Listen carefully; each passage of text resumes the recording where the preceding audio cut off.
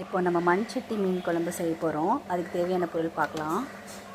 மசாலாலாம் எடுத்துக்கணும். மஞ்சத்தூள், மிளகாத்தூள், தனியாத்தூள், அப்புறம் பூண்டு, புளி கரைச்சது, தக்காளி, அப்புறம் 2 பெரிய வெங்காயம், அப்புறம் கருவேப்பிலை, ஒரு 3 பச்சை மிளகாய் நம்ம காரத்துக்கு ஏற்ற மாதிரி. வஞ்சர மீன் எடுத்திருக்கேன் இன்றைக்கி மீன் குழம்புக்கு. நம்ம இந்த மீன் குழம்பு வந்து சட்டியில் தான் செய்ய போகிறோம். மண் சட்டியில் தான் செய்ய போகிறோம். அதை நல்லா சூடாக்கிக்கணும். தண்ணி இல்லாமல் ஆக்கி வச்சுக்கணும். அப்புறம் நல்லெண்ணெய் ஊற்றிருக்கேன். நல்லெண்ணெய் நல்லா காஞ்சிட்ட பிறகு கொஞ்சோண்டு வெந்தயம், அப்புறம் ஜீரகம், அது வெந்தயம் ஜீரகம் போட்டால் நல்ல வாசனையாக இருக்கும். ஈவன் நம்ம புளிக்குழம்பு கூட போடலாம் தாளிக்கும் போது. ஸோ அது ரெண்டுத்தையும் போட்டு நல்லா வதக்கணும். அது பொரிஞ்சிட்ட பிறகு நம்ம கட் பண்ணிட்ட வெங்காயம், அந்த கருவேப்பிலை, பச்சை மிளகா அதையும் தூக்கி போடணும். இப்போ வெங்காயம், பச்சை மிளகா, கருவேப்பிலை போட்டிருக்கோம்.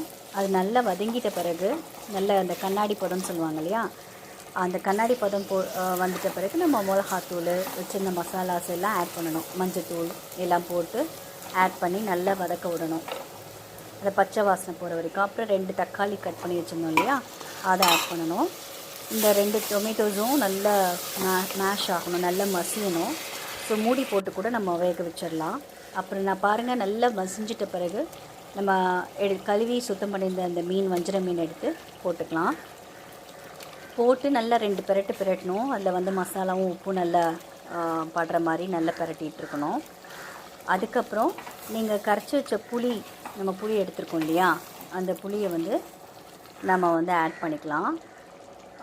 புளி வந்து அவங்கவுங்க டேஸ்ட்டுக்கு ஏற்ற மாதிரி. நான் இப்போ ஒரு கிண்ணம் எடுத்து வச்சுருக்கேன். ஸோ அந்த புளியை வந்து இப்போ நம்ம ஆட் பண்ணணும். புளி ஆட் பண்ணி கொஞ்சம் நல்லா கொதிக்க விடணும். இந்த மீன் வந்து அந்த மசாலா அந்த புளியோட நல்லா சேரணும். அதுக்கப்புறம் நான் அரைச்சி வச்சிருந்த குழம்பு மசாலா தூள் வந்து அந்த புளிக்கு ஏற்ற மாதிரி நம்ம ஒரு கிண்ணம் போட்டோன்னா நம்ம ஒரு 2 டீஸ்பூன், பெரிய டீஸ்பூன் போடலாம் குழம்பு மிளகாத்தூள் போட்டு. அதுக்கப்புறம் கொதிக்க விடணும். ஏன்னா நான் குழம்பு மிளகாத்தூள் போடுறேன்னா நான் தேங்காய் போட மாட்டேன். கடைசியாக தான் உப்பு ஆட் பண்ணணும். நல்ல கொதி வந்துட்ட பிறகு உப்பு ஆட் பண்ணணும். அதுக்கப்புறம் பார்த்திங்கன்னா உங்களுக்கு சுவையான மீன் குழம்பு ரெடி ஆகிடும். கொஞ்சம் சிம்மில் வச்சு கொதிக்க விட்டேன்னா அந்த எண்ணெய்லாம் பிரிஞ்சு வரும். பார்த்திங்கன்னா குழம்புல பார்த்தாலே உங்களுக்கு தெரியும் நல்லா எண்ணெய் பிரிஞ்சு வந்திருக்குறது.